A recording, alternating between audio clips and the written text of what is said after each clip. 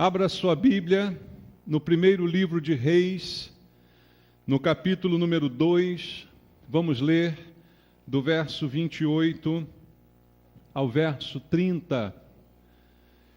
Primeiro Reis, capítulo 2, do verso 28 até o verso 30. Os irmãos acharam na Bíblia? Primeiro Reis, capítulo 2, a partir do versículo 28, a palavra de Deus diz: chegando esta notícia a Joabe, porque Joabe se tinha desviado, seguido a Adonias, ainda que se não desviara seguindo a Absalão. Fugiu ele para o tabernáculo do Senhor e pegou nas pontas do altar. Foi dito ao rei Salomão que Joabe havia fugido para o tabernáculo do Senhor, e eis que está junto ao altar. Enviou, pois, Salomão a Benaia, filho de Joiada, dizendo: vai, arremete contra ele. Foi Benaia ao tabernáculo do Senhor e disse a Joabe: assim diz o rei, sai daí. Ele respondeu: não, morrerei aqui. Benaia tornou com a resposta ao rei, dizendo: assim falou Joabe e assim me respondeu. Amém. Pai amado, Tua palavra está diante de nós, mais uma vez nesse dia, e há um desejo no nosso coração de ler, de entender e também colocar em prática em nossas vidas aquilo que o Espírito Santo quer falar ao nosso coração essa noite. Queremos Te ouvir, Senhor. Não estamos aqui para ouvir doutrinas humanas, nem filosofias deste mundo, mas a palavra que procede da Tua boca, que traz alimento para nós, que traz sustento, transformação. É essa palavra transformadora que nós precisamos receber.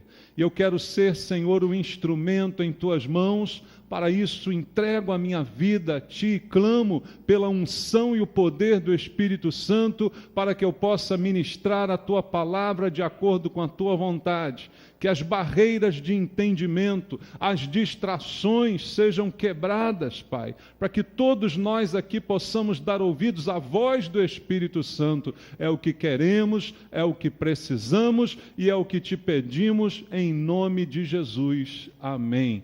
Podem sentar, queridos. Amados, aqui está um texto bíblico de uma história que aconteceu há muitos anos atrás, mas que tem algumas lições importantes para nós. Tudo que está na Bíblia é de grande valor. Toda a palavra de Deus é útil para o ensino, ela mesma afirma sobre isso, tanto no Antigo quanto no Novo Testamento.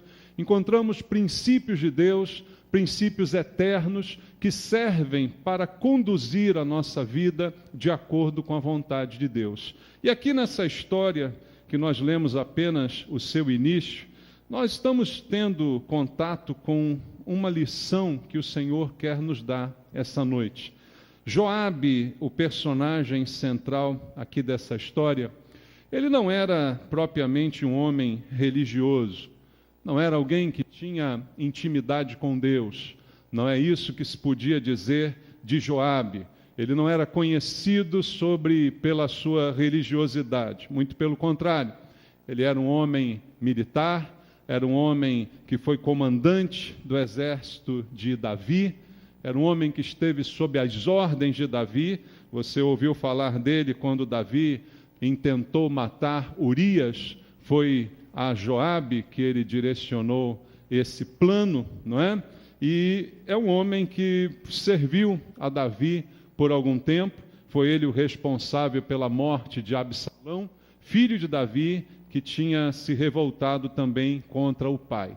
Um homem que até esse momento foi fiel ao rei Davi.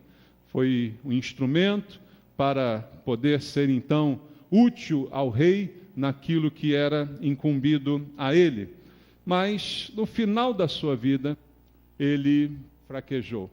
No final da sua vida, sua lealdade foi comprometida, é o que nos diz a Bíblia Sagrada. Ele se alia a Adonias, um outro filho de Davi, que também tenta tomar o reino de seu pai. Veja quantos problemas familiares Davi teve, não é? tudo gerado pela sua fraqueza, pelo seu comportamento. Tudo tem consequência, como nós sabemos. Aquilo que o homem semear, ele colherá. Adonias, seu filho, também se levanta contra Davi, se revolta contra seu pai e tenta tomar-lhe o reino. E dessa vez, Joabe se associa a Adonias, para, junto com ele, promover, então, o golpe para tirar Davi do reinado, não é? E aí a Bíblia diz que, por causa disso, Salomão, também filho de Davi, se levanta contra Joabe e ordena a sua morte. É esse texto que nós lemos aqui. Salomão sentencia Joabe à morte por causa da traição contra seu pai, por causa do que ele estava fazendo naquele momento, não é? Bom, e o que acontece depois dessa sentença de morte? Joabe fica sabendo do que foi proferido contra ele, e ele então, com medo das consequências, ele foge e entra no templo do Senhor e se apega ao altar de Deus. Essa é a história que nós acabamos de ler aqui. Ao se ver em perigo, ele recorre ao altar. Ao se ver numa situação difícil que poderia gerar a sua morte, aí então ele vai ao templo, aí então ele se apega ao altar de Deus. O que isso tem para nos ensinar? Basta a gente pensar um pouco, refletir, para ver que muitas pessoas são como Joabe, não é? Não tem muita religiosidade, não tem muito contato com Deus, vivem as suas vidas da maneira como desejam, mas na hora que a coisa aperta, correm para onde? Correm para o templo, correm para o altar de Deus. Aí então querem se apegar ao altar, aí então querem segurar no altar para receber dele algum tipo de proteção. Na verdade, o que Joabe está fazendo é recorrendo a uma religião exterior, que é motivada apenas pelo medo da morte, é motivada apenas pelas dificuldades e pelos problemas que ele está passando naquele momento. O que motiva Joabe a ir ao templo não é a sua devoção a Deus ou seu reconhecimento de que Deus merece ser cultuado, mas é o fato dele estar em perigo, é o fato de que a morte ser uma realidade para ele. É isso que o motiva. Então ele vai ao templo, mas não pela razão pela qual deveria ir, mas apenas para expressar uma religiosidade exterior. Eu digo, em outras palavras, que ele está fazendo do templo e do altar um amuleto para a sua sorte. Eu vejo isso claramente aqui, como muitas pessoas hoje também fazem da mesma maneira. Não querem saber de Deus, não o colocam na sua vida, vivem muito bem sem Ele, até que algo as ameaça, até que algo se torna um problema. E o homem que assim age, normalmente se apega a uma superstição. Quantas são as pessoas supersticiosas que nós conhecemos? Inclusive, pessoas que se dizem cristãs, mas, na verdade, a manifestação da sua fé não deixa de ser uma grande superstição. Orações se tornam superstições para ela. Atividades religiosas que fazem parte da vida de um cristão se tornam também superstições. Obediência a Deus, que deveria ser algo natural, se torna também um objeto de superstição. Aí eu vou orar, porque senão coisa pior pode me acontecer. Aí eu vou dar o dízimo, porque senão coisa pior também pode me acontecer. Eu vou na igreja, porque senão eu corro perigo. Isso é um relacionamento supersticioso com Deus. A mesma coisa que Joabe estava fazendo aqui. Quando se sente ameaçado, ele corre para o altar, ele corre para o templo e se apega àquele altar. Só que o que a Bíblia diz para nós, irmãos, é que todo esse esforço de seguir uma religião apenas exterior não vai dar em nada. Nenhum amuleto tem poder para salvar. Nenhuma superstição do homem tem poder, de fato, para fazer algo por esse homem. Tudo isso é fruto de fantasia da cabeça das pessoas. É uma superstição como outra qualquer, como já falei aqui algumas vezes sobre futebol. Tem muitas pessoas que têm superstição: se eu botar certa camisa, se eu vestir certa meia, meu time ganha. É verdade isso, irmãos? Algumas vezes ganha, outras vezes perde, outras vezes empata, não é? Mas a pessoa acredita naquilo como um pensamento supersticioso, de que aquela atitude vai gerar o resultado que ela espera. E assim muita gente se relaciona supostamente com Deus, achando que suas atitudes vão apenas produzir resultados diante de Deus. Como se nosso Deus fosse apenas alguém para produzir resultados na minha vida, e não alguém que eu deva temer, adorar e servir, não pelo que Ele pode fazer por mim, mas pelo que Ele é. Nós servimos a Deus pelo que Ele é. Nós adoramos a Deus pelo que Ele é. Nós estamos diante do Senhor pelo que Ele é, e não pelo que Ele pode fazer. Todas as vezes que a gente mistura essas coisas, nós estamos incorrendo no pecado da superstição, que é igualzinha a qualquer outra superstição de qualquer pessoa que está fora da igreja. Como eu disse, esse problema é atual e inclusive dentro das igrejas. Pessoas que estão aqui, mas com pensamentos e atitudes supersticiosas.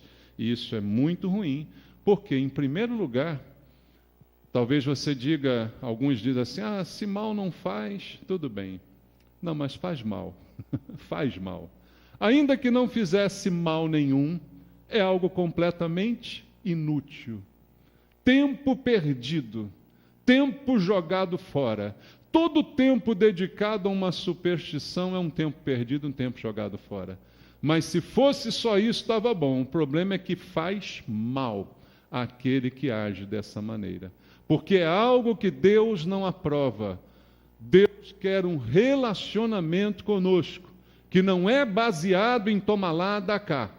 Não é baseado em troca nem barganha.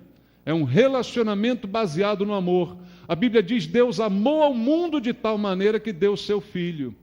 Assim é o relacionamento de Deus. Não é uma troca, mas é uma dádiva, motivada pelo amor. E aquilo que eu dou a Deus ou faço para Ele deve ser feito da mesma forma e com o mesmo sentimento. Sentimento de doação desinteressada, doação por amor, e não querendo de alguma forma um resultado, uma proteção, um benefício ou outra coisa qualquer. Qualquer outra coisa nesse sentido se mostra um relacionamento defeituoso. E não é isso que a gente deseja. Qualquer esforço de seguir a uma religião exterior não dará resultado algum diante de Deus. Porque recorrer ao altar nessas condições certamente não vai trazer salvação. E se você continuar lendo o texto que a gente leu e parou no versículo 30, você verá que para Joabe não adiantou nada estar apegado ao altar. Nisso não produziu nada na sua vida. Ele morreu ali mesmo, não é, irmãos? Então, não vale nada, não significa absolutamente nada. Trazendo para a realidade de hoje em dia, não adianta procurar quando já não tem mais jeito. Não adianta buscar quando já não se pode achar. A Bíblia diz: buscai ao Senhor enquanto se pode achar. Porque é um momento que já não adianta mais buscar. E as pessoas não compreendem isso. Recorrem então à igreja quando há a doença, não é? Aí sim, quando há a doença, eu recorro à igreja. Mas isso não tem solução. Eu recorro aos sacramentos de Deus, alguns gostam de falar assim, quando as coisas estão difíceis. Aí eu vou à igreja. Domingo que vem tem ceia. Eu vou à igreja participar da ceia. Até a ceia pode ser usada de maneira supersticiosa. O pão e o cálice que tomaremos domingo que vem não tem valor de forma supersticiosa. Não adianta levar o cálice para casa, botar em cima da TV ou da geladeira, não adianta guardar o pão. Você lembra do tempo que você guardava o pãozinho de Santo Antônio? Adiantou alguma coisa, irmãos? Não adiantou nada. não adianta nada. Qualquer sentimento supersticioso, qualquer atitude baseada em superstição, não tem valor algum. O que é importante na ceia não são os elementos físicos, mas o que eles representam espiritualmente. Então as pessoas confundem as coisas e dizem, eu estou doente, tem um parente meu doente, domingo que vem eu vou lá na igreja, vou tomar a ceia, vou levar o cálice para ele tomar em casa. Não cura. Não cura, irmãos. Muito pelo contrário. Veja, além de não fazer bem, é como eu disse no início, faz mal. Além da superstição não produzir algo positivo, ela produz algo negativo. No exemplo da ceia, leia comigo o que está escrito aqui em 1 Coríntios capítulo 11, quando Paulo dá instruções a respeito da ceia do Senhor. Ele é bem claro quando fala desse assunto. Em 1 Coríntios capítulo 11, no versículo 29, ele diz assim: pois quem come e bebe sem discernir o corpo, come e bebe o quê? Juízo. O que é discernir? É pensar no que está fazendo, é entender o que está fazendo. Quem tem alguma superstição entende o que está fazendo? Não entende. Ela só acha que dá certo, então ela faz. Eu vou levar esse cálice aqui para dar para minha irmã lá, para minha tia, eu vou jogar na perna dela que está doente, É sem discernimento. Ao invés de comer algo bom, vai estar comendo juízo. E o texto prossegue dizendo: eis a razão porque há entre vós muitos fracos e doentes, e não poucos que dormem, ou seja, que já morreram. Essa é a razão. Porque se nos julgássemos a nós mesmos, não seríamos julgados. Então, nesse caso, a superstição não faz bem e, pior, faz mal. Até mata, segundo diz a Bíblia. Aquilo que eu faço sem o discernimento, sem o entendimento correto, não é inocente. Irmãos, nós pensamos que certas superstições são inocentes. Não faz mal nenhum.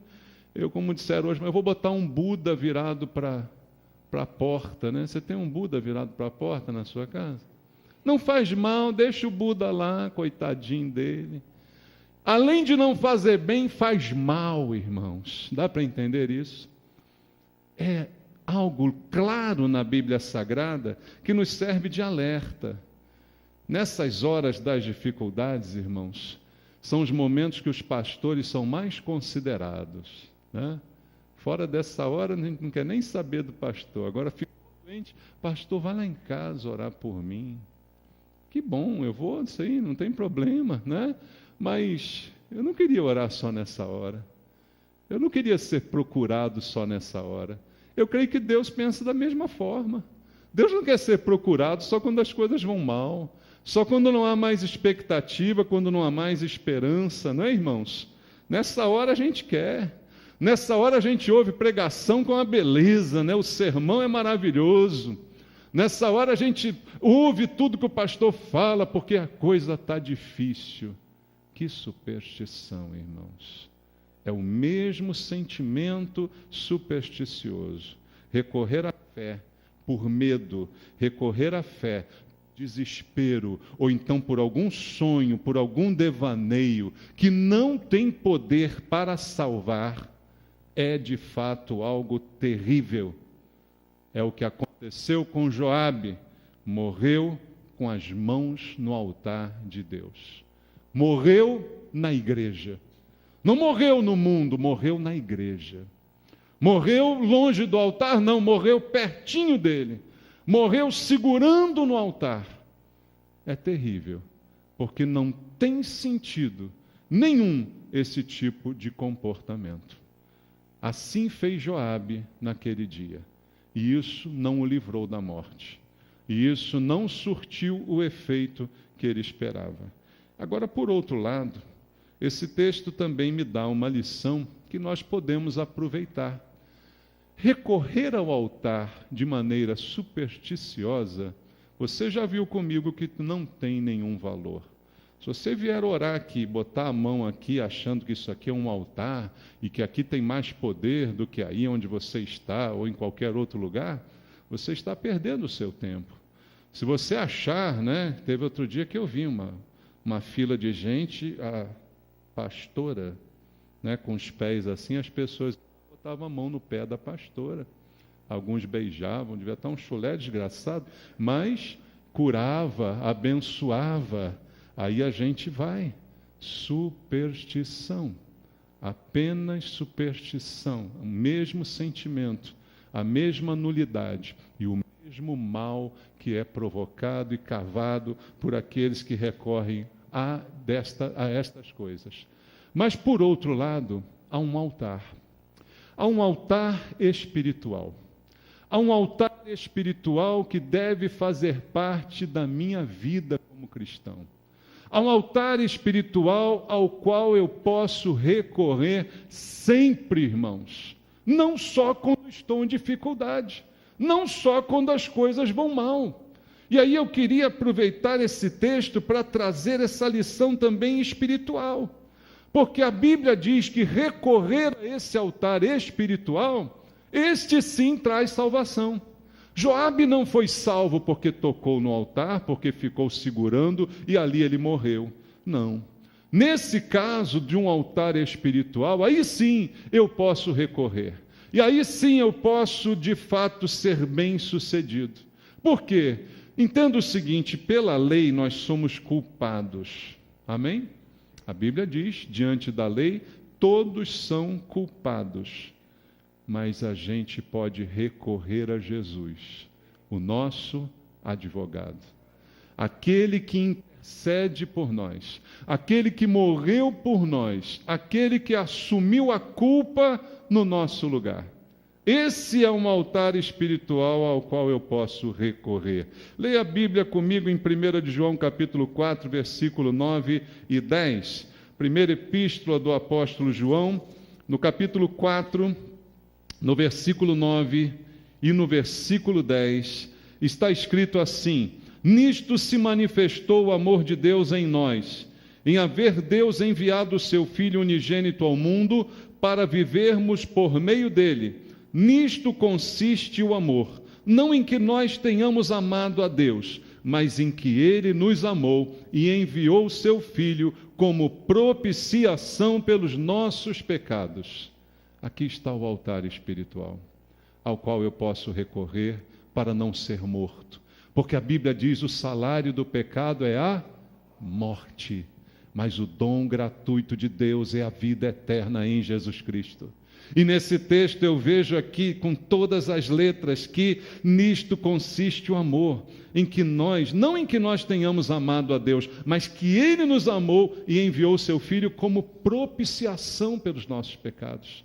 Esse é o recurso que eu preciso para não morrer o salário do pecado, para não receber esse salário na minha vida. E isso eu só consigo recorrendo a esse altar espiritual chamado Jesus Cristo. Veja um exemplo bíblico também, um pouquinho antes da primeira epístola de João, na carta aos Hebreus, no capítulo 13, no versículo 10 até o versículo 15, está escrito assim, presta atenção: possuímos um altar. Você tem um altar? Talvez você não soubesse.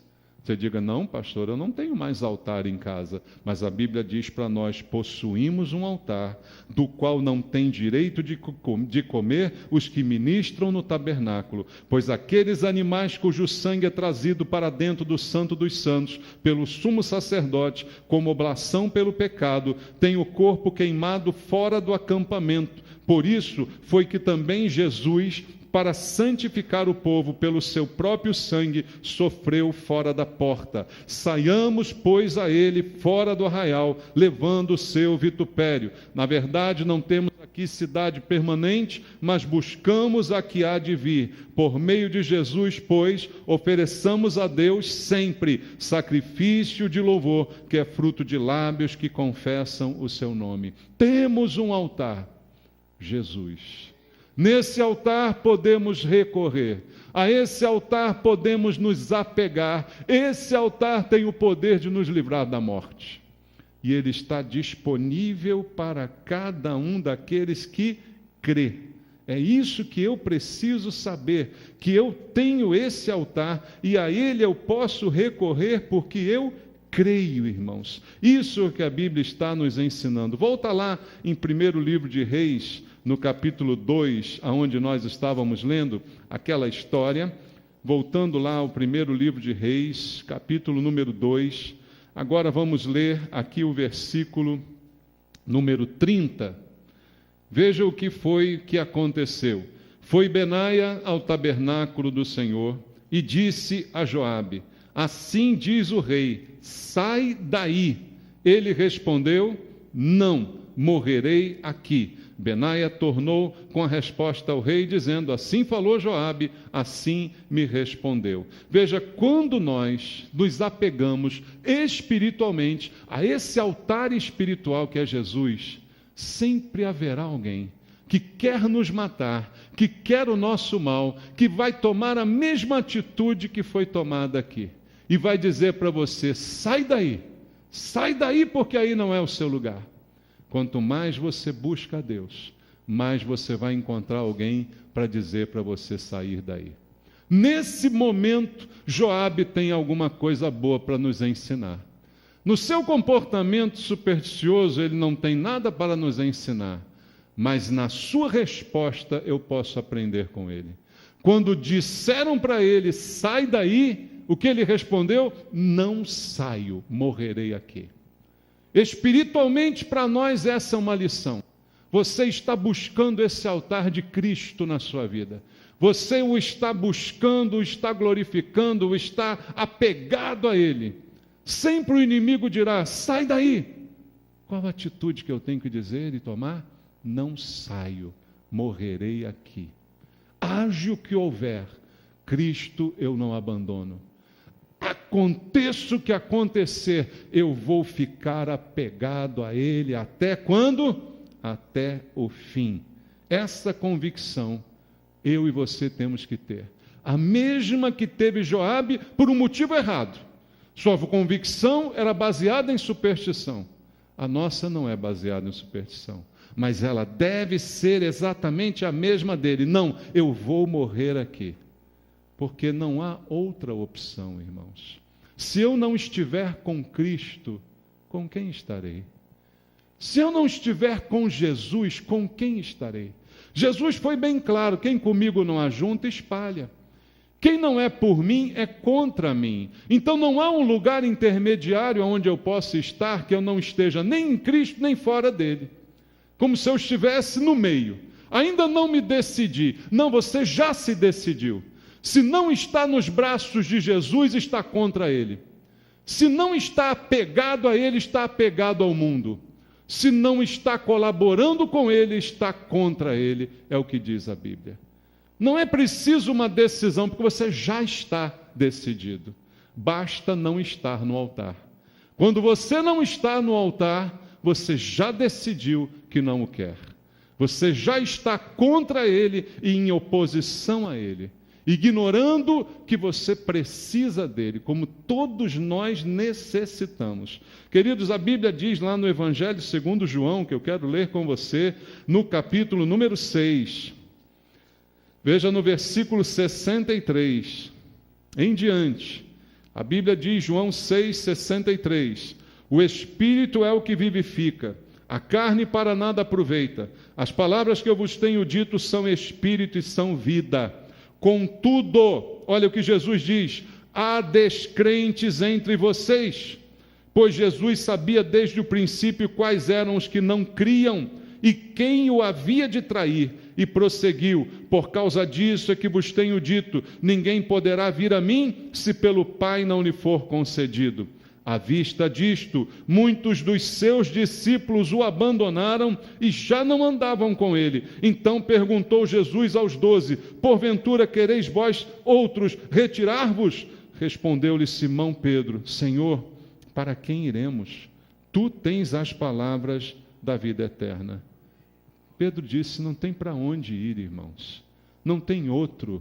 Não tem outra porta de salvação, não tem outro altar de salvação, não tem outra oportunidade, é só Jesus.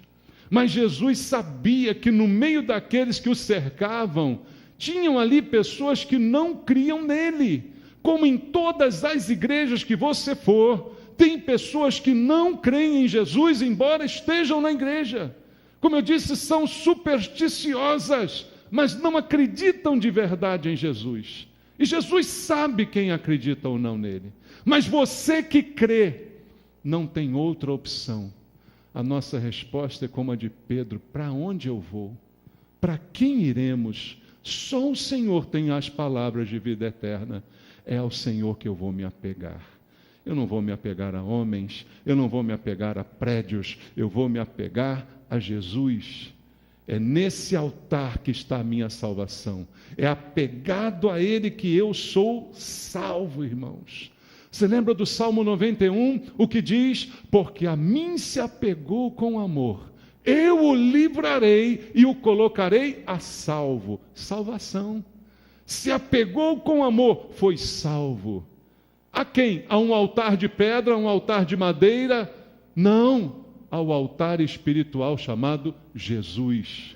É Ele que salva, não é um amuleto. Não adianta botar Jesus na carteira, nem na geladeira, nem no carro. É no coração que eu o carrego. É um altar espiritual ao qual me apego. Não uma madeira, não um barro, não uma pedra. O altar é Jesus. Se apegue a Ele, e Ele te livrará do pior dos males, a morte. A morte que apanhou Joabe. Ele deve ter ficado surpreso quando foi morto segurando o altar. Naquele momento ele percebeu que nada adiantava segurar o altar de forma supersticiosa, porque a vida dele se foi naquele momento.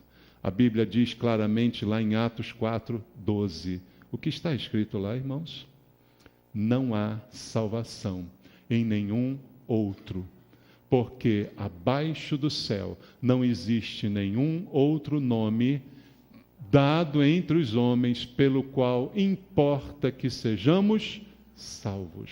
Não há nenhum outro nome que eu possa clamar, não há nenhum outro que eu possa invocar, senão Jesus. Então é a Ele que eu preciso me apegar de todo o meu coração. Se eu me apegar a Ele, sabe o que a Bíblia diz ainda em João 6? Olha só o versículo 37 de João capítulo 6. Todo aquele que o Pai me dá, esse virá a mim, e o que vem a mim, o que diz? De modo nenhum lançarei fora. Eu me apeguei à pessoa certa, aquele que nunca vai me lançar fora, aquele que nunca vai me atirar para longe, é a Ele que eu vou me apegar. Quando você se apega a uma pessoa, quando você se apega a uma instituição, quando você se apega a um objeto, tudo isso pode falhar. Mas quando você se apega a Jesus, Ele te coloca salvo. Quando você se apega a Jesus, Ele diz assim: ninguém vai tirá-lo da minha mão, de modo nenhum eu vou abandonar você. Ah, vale a pena se apegar a Jesus, irmãos. Ah, vale a pena a gente realmente entregar tudo para Ele, porque nele nós estamos seguros. Abra sua Bíblia em Filipenses, capítulo número 2. Filipenses, capítulo número 2, versículo 9, até o versículo número 11, está escrito na Bíblia: pelo que também Deus o exaltou sobremaneira, e lhe deu o nome que está acima de todo nome, para que ao nome de Jesus se dobre todo joelho, nos céus, na terra e debaixo da terra, e toda língua confesse que Jesus Cristo é o Senhor, para a glória de Deus. Deus o exaltou sobre todos. Não há nenhum outro que se compare a Ele, não há nenhum nome que eu possa invocar senão o dele, não há nenhum altar que me traga benefício senão Ele. Ele é o altar. Não há outro recurso para o homem pecador a não ser se apegar a Cristo, porque sem Ele estamos condenados à morte. Por isso tudo eu digo a você, meu irmão, não use o altar de Deus de maneira supersticiosa. Não se apegue a falsas religiões procurando proteção. Não se apegue a crendices achando que isso vai te proteger. O conselho que eu te dou é: se apegue a Cristo e Ele também se apegará a você. E não vai largar você de maneira alguma. Joabe, volta lá no texto, vamos ler o versículo 34 que não lemos. Subiu Benaia, filho de Joiada, arremeteu contra ele e o matou. Foi sepultado em sua casa no deserto. Joabe morreu no altar, porque ele fez do altar apenas um amuleto. E amuleto, irmãos, não dá certo, amuleto é mentira. Não faça de Jesus seu amuleto, faça de Jesus seu Salvador. Amém? Recorra a Ele para a salvação. É isso que é necessário e só isso é necessário. E para isso Ele está chamando você agora. Chamando para a salvação. O altar está aberto para você entrar, para você o encontrar, para você se apegar a Ele e ouvir dele: eu nunca vou te deixar. Você estará seguro na minha mão. Porque você se apegou a mim, eu vou livrá-lo e vou colocá-lo a salvo. Presta atenção nisso, querido, porque um sedento, ele não mata a sua sede apenas andando em direção ao poço. Pelo contrário, quanto mais chega perto do poço, mais a sede aumenta, não é? Ele só mata a sede quando ele bebe do poço. Não adianta estar perto de Jesus se você não está com Ele. Não adianta estar próximo se você não crê nele. Lá em João 6, muitos não criam nele, embora estivessem andando atrás dele. E por isso muitos o abandonaram naquele dia. O que eu preciso, que nós precisamos, é nos satisfazer nesse poço. Não pela proximidade, mas por aquilo que eu tiro do poço. A água da vida, que está ao meu dispor, que está ao dispor de todo aquele que nele crer. Não adianta nada vir à igreja e não experimentar da água da vida. Não adianta nada vir à igreja e não beber desse poço. O poço está aberto essa noite para você beber e nunca mais ter sede, nunca mais precisar de uma superstição, ter a sua segurança em Cristo. Curva a cabeça, vamos fazer uma oração. Senhor, nós ouvimos a Tua palavra e o Senhor quer salvar essa noite. O Senhor deseja receber vidas. O Senhor deseja que pessoas se apeguem ao Senhor, porque o Senhor tem prazer em salvar, o Senhor tem prazer em livrar. Se há alguém aqui essa noite que quer entregar a sua vida para Jesus, levante a sua mão onde você está, para que eu possa fazer apenas uma oração junto com você, que confirme a sua entrega, o seu compromisso com Cristo. Não é a minha oração, mas é a sua atitude de se apegar a Jesus. Há alguém que quer fazer isso essa noite? Levante a sua mão onde você está e nós vamos orar. Há alguém? Senhor, obrigado pela oportunidade que tivemos de ouvir a Tua palavra. Que ela possa produzir os efeitos e os frutos que o Senhor espera na nossa vida. Pai, talvez hajam aqui pessoas com relacionamento errado e distorcido com o Senhor, tratando o Senhor como se fosse um amuleto, tratando a igreja como se fosse uma simpatia. Deus, em nome de Jesus, eu quero te pedir que a verdade pregada essa noite possa direcionar os corações. Conhecereis a verdade vos libertará. Tira do nosso meio toda superstição, Senhor. Em nome de Jesus, que haja aqui um relacionamento genuíno do teu povo contigo. Que a gente saiba que o único altar que vale a pena é o altar espiritual, que está disponível para que eu me apegue a Ele e seja guardado, livrado pelo Senhor de todo mal. Que assim nós possamos, Pai, viver sempre apegados ao Senhor, e que nada nem ninguém que diga para nós, sai daí, nada disso venha surtir efeito em nossa vida.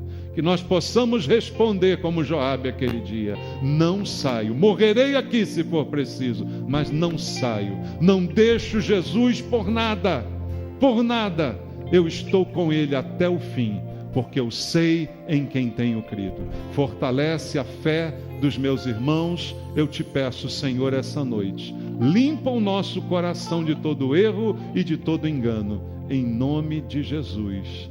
Amém. Deus abençoe você. Vamos louvar ao Senhor, irmãos. Vamos louvar com alegria aquele que é digno de receber o nosso louvor.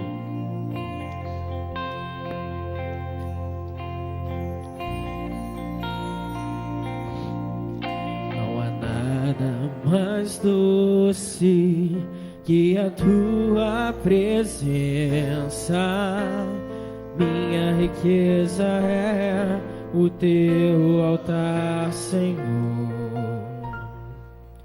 Não há nada mais precioso que ouvir tua voz e correr para ti, como um filho que corre para os braços de seu pai. Eu quero correr para ti. Não há nada mais doce que a tua presença, minha riqueza é o teu altar, Senhor. Não há nada mais precioso que ouvir tua voz e correr para ti, como um filho que corre para os braços de seu pai. Eu quero correr para ti, pois não há nada melhor que estar contigo, em teus braços poder te chamar de pai. Não há lugar melhor para estar, não há lugar melhor, não há lugar melhor para estar que a tua presença. Não há lugar melhor para estar, pela presença maravilhosa. Não há lugar melhor no teu altar, na tua presença, Pai. Na tua presença.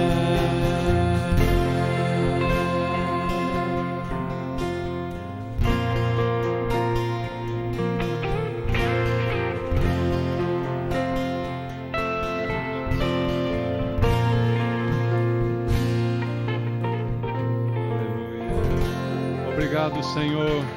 Recebe o nosso culto essa noite, Pai. Glórias ao nome do Senhor.